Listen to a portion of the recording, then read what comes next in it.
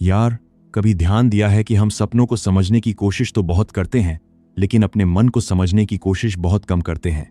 जबकि सच तो यह है कि सपना कभी भी अचानक पैदा नहीं होता। उसके पीछे हमारे विचारों का इतिहास, हमारी भावनाओं का बोझ, हमारी अधूरी इच्छाओं की परछाइयां और हमारे भीतर चल रहा वह मौन संवाद होता है जिसे हम दिन के शोर में सुन ही नहीं पाते। इसलिए जब रात की खामोशी चारों ओर फैलती है, तब वही दबी हुई बातें चित्र बनकर हमारे सामने आने लगती हैं और हम उन्हें भविष्य समझने की भूल कर बैठते हैं, जबकि कई बार वे भविष्य नहीं बल्कि हमारे वर्तमान का सबसे सच्चा आईना होते हैं, जो बिना कुछ छिपाए हमें वही दिखाते हैं जिससे हम दिन भर आंखें चुराते रहे। और शायद यही कारण है कि हमारे प्राचीन ऋषियों ने मन को जीतने पर इतना जोर दिया, क्योंकि वे जानते थे कि जिस व्यक्ति का मन अस्थिर है उसके लिए जागती हुई दुनिया भी भ्रम बन सकती है, और सपनों की दुनिया भी। इसलिए उन्होंने कभी सपनों के पीछे भागने की नहीं बल्कि अपने भीतर जागने की बात कही, क्योंकि जब मन भय से भर जाता है तब हर साधारण सपना भी किसी अनहोनी का संकेत लगने लगता है। लेकिन जब मन शांत, निर्मल और संतुलित होता है तब वही सपना आत्मचिंतन का अवसर बन जाता है। इसलिए सवाल यह नहीं है कि तुमने क्या सपना देखा, बल्कि असली सवाल यह है कि उस सपने को देखने वाला तुम्हारा मन उस समय किस अवस्था में था, क्योंकि उत्तर हमेशा बाहर नहीं, भीतर छिपा होता है। अब जरा एक बात अपने जीवन से जोड़कर देखो, क्या ऐसा नहीं हुआ कि जिस बात की चिंता तुमने पूरे दिन की, वही रात में किसी न किसी रूप में तुम्हारे सामने आ गई? कभी परीक्षा का डर, कभी किसी अपने को खो देने की बेचैनी, कभी अधूरे लक्ष्य की कसक और कभी बीते हुए किसी पल का दर्द। यह संयोग नहीं है बल्कि मन का स्वाभाविक व्यवहार है। आधुनिक विज्ञान भी मानता है कि नींद के दौरान हमारा मस्तिष्क यादों को व्यवस्थित करता है और भावनाओं को समझने की कोशिश करता है। इसलिए कई सपने किसी रहस्य का संदेश नहीं बल्कि तुम्हारे मानसिक संसार की भाषा होते हैं, जिसे समझने के लिए भविष्यवक्ता नहीं बल्कि ईमानदार आत्मचिंतन की आवश्यकता होती है। लेकिन दोस्त, इसका यह अर्थ भी नहीं कि हर आध्यात्मिक अनुभव केवल मन की कल्पना है, क्योंकि भारतीय दर्शन हमेशा संतुलन की बात करता है। वह न अंधविश्वास सिखाता है और न ही हर अनुभव का मजाक उड़ाता है। हमारे शास्त्र कहते हैं कि जब जीवन सात्विक होता है, विचार शुद्ध होते हैं और मन निरंतर साधना में स्थिर होता है, तब कभी कभी चेतना ऐसी सूक्ष्म अनुभूतियां भी प्राप्त कर सकती है जिन्हें सामान्य तर्क से तुरंत समझ पाना आसान नहीं होता। लेकिन ऐसे अनुभव अत्यंत दुर्लभ होते हैं। इसलिए बुद्धिमानी इसी में है कि असाधारण घटनाओं को सामान्य नियम न बना लिया जाए, क्योंकि सत्य हमेशा विवेक और धैर्य के साथ ही प्रकट होता है।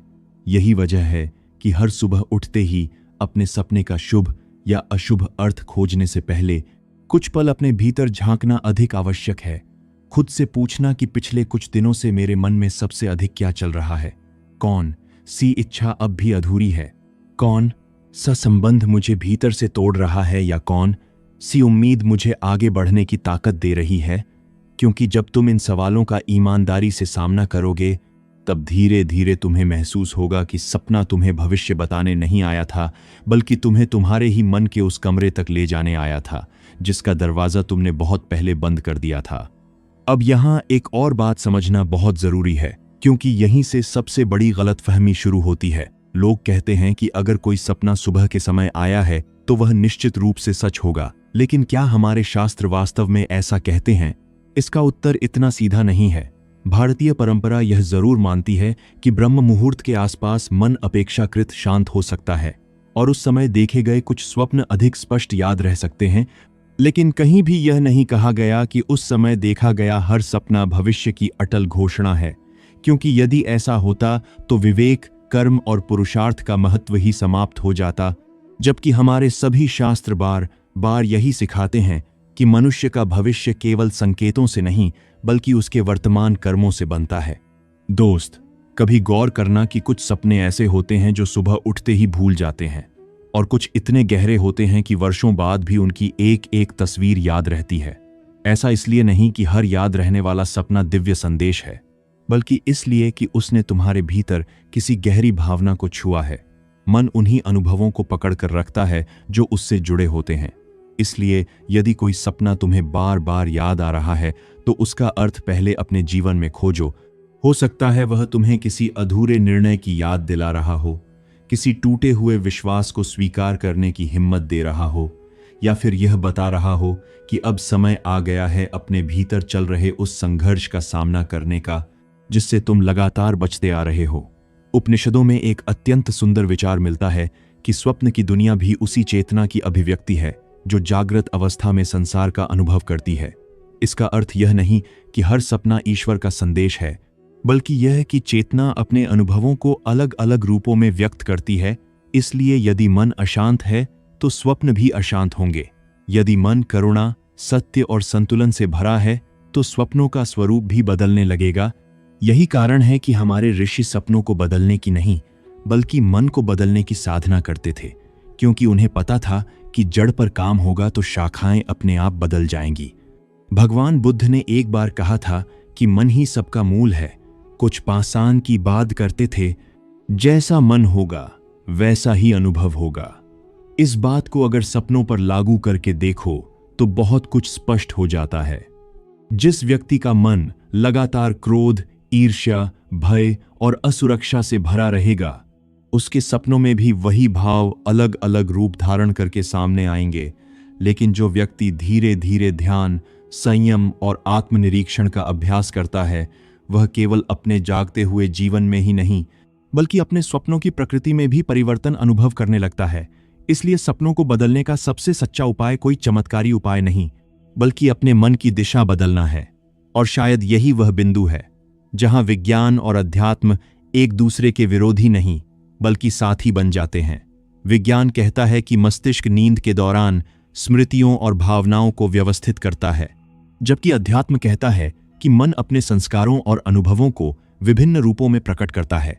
दोनों की भाषा अलग हो सकती है, लेकिन दोनों एक ही दिशा की ओर संकेत करते हैं कि यदि तुम अपने भीतर की दुनिया को समझ लोगे तो बाहर की बहुत सी उलझनें अपने आप सुलझने लगेंगी। इसलिए अगली बार जब कोई सपना तुम्हें बेचैन करे तो घबराने से पहले एक पल रुकना, गहरी सांस लेना और खुद से कहना, शायद यह सपना मुझे डराने नहीं, बल्कि मेरे ही भीतर छिपे किसी सत्य से मिलाने आया है। लेकिन दोस्त, अब एक सवाल तुम्हारे मन में जरूर आ रहा होगा कि अगर हर सपना भविष्य नहीं बताता, तो फिर इतिहास में ऐसे प्रसंग क्यों मिलते हैं जहां किसी व्यक्ति ने स्वप्न में कुछ देखा और बाद में वही घटना घटित हो गई? इसका उत्तर भी हमारे शास्त्र बड़ी सरलता से देते हैं। वे बताते हैं कि सामान्य मन और साधना से परिष्कृत मन में बहुत अंतर होता है। जिस प्रकार शांत झील में आकाश का प्रतिबिंब स्पष्ट दिखाई देता है, जबकि लहरों से भरे पानी में कुछ भी साफ नहीं दिखता, उसी प्रकार जब मन वासनाओं, भय और भ्रम से मुक्त होकर अत्यंत निर्मल हो जाता है, तब कभी कभी उसे ऐसी सूक्ष्म अनुभूतियां हो सकती हैं जिन्हें साधारण व्यक्ति तुरंत समझ नहीं पाता। लेकिन यह अपवाद है, नियम नहीं। इसलिए हर स्वप्न को दिव्य आदेश मान लेना स्वयं को भ्रम में डालने जैसा है। जरा सोचकर देखो, अगर ईश्वर को तुमसे कोई बात कहनी ही हो तो क्या वह केवल सपनों का सहारा लेंगे?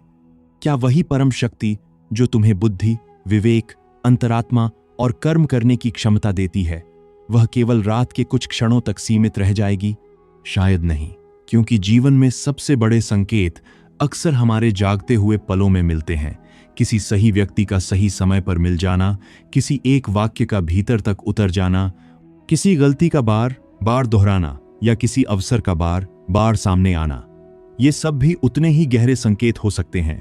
इसीलिए जो व्यक्ति केवल सपनों में संदेश खोजता है, वह कई बार जीवन के खुले हुए संदेशों को ही अनदेखा कर देता है। आदि शंकराचार्य ने एक बहुत गहरी बात कही थी कि जिस प्रकार स्वप्न में देखा हुआ संसार जागने पर मिट जाता है, उसी प्रकार यह संसार भी एक दिन बदल जाएगा। लेकिन जो इन दोनों अवस्थाओं का साक्षी है, वह कभी नहीं बदलता। अब जरा इस विचार को अपने जीवन से जोड़कर देखो। अगर हर अनुभव बदल रहा है, हर भावना बदल रही है, हर सपना बदल रहा है, तो फिर तुम किस बात से इतने भयभीत हो? क्यों हर स्वप्न को अपने भाग्य का अंतिम निर्णय मान लेते हो? जबकि सत्य यह है कि तुम्हारे भीतर एक ऐसा साक्षी मौजूद है जो हर अनुभव को देखता है, लेकिन किसी अनुभव से बंधता नहीं। और शायद आत्मज्ञान की शुरुआत भी यहीं से होती है। दोस्त, कई बार लोग पूछते हैं कि बार बार एक ही व्यक्ति सपने में क्यों आता है। इसका उत्तर भी केवल रहस्यवाद में नहीं, बल्कि मनोविज्ञान और अध्यात्म दोनों में छिपा है। क्योंकि हमारा मन उन्हीं संबंधों को बार बार सामने लाता है जिनसे कोई भावनात्मक अध्याय अभी पूरा नहीं हुआ। हो सकता है वहां प्रेम अधूरा रह गया हो, कोई क्षमा बाकी हो, कोई अपराध बोध भीतर दबा हो, या फिर कोई सीख हो जिसे तुम अब तक स्वीकार नहीं कर पाए हो। इसलिए हर बार किसी एक व्यक्ति का सपना देखना यह साबित नहीं करता कि वह तुम्हारे बारे में सोच रहा है, बल्कि कई बार यह बताता है कि तुम्हारा अपना मन अब भी उस अनुभव से पूरी तरह मुक्त नहीं हो पाया है। यही कारण है कि हमारे ऋषि हमेशा बाहर की व्याख्याओं से पहले भीतर की यात्रा करने की सलाह देते थे, क्योंकि जिसने अपने मन की गांठें खोल लीं, उसके लिए सपनों का रहस्य भी धीरे धीरे स्पष्ट होने लगता है। फिर वह हर दृश्य का शुभ अशुभ अर्थ खोजने के बजाय यह समझने लगता है कि यह सपना मेरे जीवन में कौन सा प्रश्न उठा रहा है, कौन सी आदत बदलने के लिए प्रेरित कर रहा है, कौन सा डर छोड़ने के लिए कह रहा है, और कौन सी सच्चाई स्वीकार करने का साहस मांग रहा है। क्योंकि जिस दिन तुम सपनों की तस्वीरों से ज्यादा उनके संदेश को समझना शुरू कर दोगे, उसी दिन तुम्हें एहसास होगा कि सबसे बड़ा परिवर्तन भविष्य जान लेने से नहीं, बल्कि स्वयं को जान लेने से आता है। लेकिन दोस्त, अब जरा एक और गहरे प्रश्न पर विचार करते हैं। क्या कभी ऐसा भी हो सकता है कि सपना केवल हमारे मन का प्रतिबिंब न होकर हमारी अंतरात्मा की एक हल्की सी दस्तक हो? इसका उत्तर समझने के लिए हमें अपने जीवन की ओर देखना होगा, क्योंकि जब कोई व्यक्ति बार बार अपने विवेक की आवाज को अनदेखा करता है, अपने भीतर उठने वाली सच्ची चेतावनियों को दबा देता है और केवल बाहरी दुनिया के शोर में जीने लगता है, तब उसका मन बेचैन होने लगता है, और वही बेचैनी कई बार स्वप्नों का रूप लेकर उसे रोकने, संभालने और सोचने का अवसर देती है। इसलिए हर सपना भविष्य नहीं बताता, लेकिन कुछ सपने तुम्हें यह जरूर बताते हैं कि तुम अपने ही भीतर से कितनी दूर चले आए हो, और शायद अब लौटने का समय आ गया है। महात्मा गांधी कहा करते थे कि मनुष्य की सबसे बड़ी अदालत उसकी अपनी अंतरात्मा होती है। वहां न कोई झूठ चलता है और न कोई दिखावा। इसलिए दिन भर चाहे हम दुनिया को कितने ही बहाने दे दें, लेकिन रात की नीरवता में हमारा मन हमें वही दिखाता है जिसे हमने सच जानते हुए भी स्वीकार नहीं किया। शायद यही कारण है कि कई बार एक साधारण सा सपना भी हमें भीतर तक हिला देता है, क्योंकि वह किसी बाहरी घटना का नहीं, बल्कि हमारी अपनी सच्चाई का सामना करा रहा होता है। और सच मानो, जीवन में सबसे कठिन युद्ध किसी दूसरे से नहीं, बल्कि अपने ही मन से होता है। जो जीत गया, उसके लिए सपनों का अर्थ भी बदल जाता है। अब सोचो, अगर किसी व्यक्ति का पूरा दिन क्रोध, तुलना, लालच और चिंता में बीतता है, तो क्या रात में उसके स्वप्न शांति से भरे होंगे? शायद नहीं, क्योंकि मन वही लौटाता है जो हम उसे पूरे दिन देते हैं। ठीक उसी तरह जैसे खेत में जो बीज बोया जाता है, वही फसल उगती है। इसलिए अगर तुम अपने सपनों को बदलना चाहते हो, तो सबसे पहले अपनी जागती हुई जिंदगी को बदलना होगा, अपने विचारों को पवित्र बनाना होगा, अपने कर्मों को ईमानदार बनाना होगा, और अपने हृदय को थोड़ा हल्का करना होगा। क्योंकि जब भीतर का वातावरण बदलता है, तभी बाहर दिखाई देने वाली दुनिया भी बदलने लगती है। यही बात हमें भगवद गीता का एक गहरा संदेश भी समझाता है कि मनुष्य अपने मन को अपना मित्र भी बना सकता है और अपना शत्रु भी। अब जरा इस वाक्य पर ठहर कर सोचो, अगर तुम्हारा मन ही हर अनुभव की व्याख्या करता है, तो सपनों की व्याख्या भी वही करेगा। इसलिए यदि मन भयभीत है, तो साधारण सपना भी डरावना संकेत लगेगा, लेकिन यदि मन स्थिर और विवेकपूर्ण है, तो वही सपना आत्मचिंतन का अवसर बन जाएगा। इसलिए समस्या सपनों में कम और उन्हें देखने वाली दृष्टि में अधिक होती है, और जैसे ही दृष्टि बदलती है, वैसे ही जीवन के अनुभवों का अर्थ भी बदलने लगता है, अगली दृष्टि में। यही कारण है कि आत्मज्ञान की शुरुआत बाहर नहीं, भीतर से होती है। और शायद अब तुम समझ रहे होगे कि हमारे ऋषि सपनों की गिनती करने से ज्यादा मन की शुद्धि पर क्यों जोर देते थे, क्योंकि वे जानते थे कि जो व्यक्ति अपने विचारों, भावनाओं और कर्मों को समझ लेता है, उसके लिए सपने डर का कारण नहीं, बल्कि आत्मबोध का माध्यम बन जाते हैं। इसलिए अगली बार जब कोई सपना तुम्हें बेचैन करे, तो तुरंत किसी भविष्यवाणी की तलाश मत करना, बल्कि कुछ पल शांत बैठकर अपने जीवन को देखना, अपने निर्णयों को परखना, अपने संबंधों को महसूस करना, और अपने भीतर उठ रही उस मौन आवाज को सुनना, जिसे तुम रोजमर्रा की भागदौड़ में अनसुना कर देते हो। क्योंकि कई बार जीवन के सबसे बड़े उत्तर किसी स्वप्न में नहीं, बल्कि उस स्वप्न के बाद शुरू होने वाले आत्मचिंतन में छिपे होते हैं। दोस्त, अब शायद तुम यह समझ चुके हो कि सपनों का सबसे बड़ा रहस्य भविष्य जान लेने में नहीं, बल्कि स्वयं को पहचान लेने में छिपा है। क्योंकि जिस दिन इंसान अपने भीतर चल रहे विचारों, भावनाओं और संस्कारों को बिना किसी डर और बिना किसी दिखावे के देखना सीख जाता है, उसी दिन उसकी आधी उलझनें अपने आप समाप्त होने लगती हैं। फिर उसे हर सपने का शुभ या अशुभ अर्थ खोजने की जरूरत नहीं पड़ती, क्योंकि वह जान जाता है कि जीवन का सबसे बड़ा परिवर्तन किसी रहस्यमयी संकेत से नहीं, बल्कि अपनी चेतना को जागृत करने से आता है। और यही वह यात्रा है जहां अंधविश्वास समाप्त होता है और आत्मज्ञान की शुरुआत होती है। जरा सोचकर देखो, अगर तुम्हें आज से सपने आना बंद हो जाएं, तब भी क्या तुम्हारे जीवन की सबसे बड़ी समस्याएं समाप्त हो जाएंगी? शायद नहीं, क्योंकि समस्या सपनों की नहीं, बल्कि उस मन की है जो हर समय भय, चिंता, अपेक्षा और असुरक्षा के बीच झूलता रहता है। इसलिए बुद्धिमानी सपनों को नियंत्रित करने में नहीं, बल्कि मन को संतुलित करने में है। क्योंकि जब मन शांत होता है तो निर्णय भी स्पष्ट होते हैं, रिश्ते भी सहज हो जाते हैं, जीवन भी हल्का महसूस होने लगता है। और तब सपने चाहे जैसे भी आएं, वे तुम्हें डराने के बजाय तुम्हें अपने भीतर झांकने का एक और अवसर देकर चले जाते हैं। हमारे सभी महापुरुषों की शिक्षाओं का सार भी यही है कि सत्य बाहर खोजने की वस्तु नहीं, बल्कि भीतर अनुभव करने की अवस्था है। इसलिए किसी भी सपने को अंतिम सत्य मान लेने से पहले अपने कर्मों को देखो, अपनी नीयत को देखो, अपने व्यवहार को देखो, और यह भी देखो कि क्या तुम अपने जीवन को ईमानदारी से जी रहे हो। क्योंकि जो व्यक्ति सत्य, करुणा, संयम और विवेक के मार्ग पर चलता है, उसे हर छोटी बड़ी घटना में भी सीख दिखाई देने लगती है। फिर वह डर कर निर्णय नहीं लेता, बल्कि समझकर आगे बढ़ता है। और यही समझ धीरे धीरे उसे भीतर से इतना मजबूत बना देती है कि परिस्थितियां बदलें या न बदलें, उसका दृष्टिकोण अवश्य बदल जाता है। दोस्त, अगर इस पूरी बात से तुम्हें केवल एक ही सीख याद रखनी हो, तो बस इतनी याद रखना कि सपनों का सम्मान करो, लेकिन उन्हें अपना मालिक मत बना दो। क्योंकि तुम्हारा जीवन किसी एक रात के दृश्य से नहीं, बल्कि हर दिन किए गए कर्मों, हर पल लिए गए निर्णयों और हर परिस्थिति में बनाए गए चरित्र से तय होता है।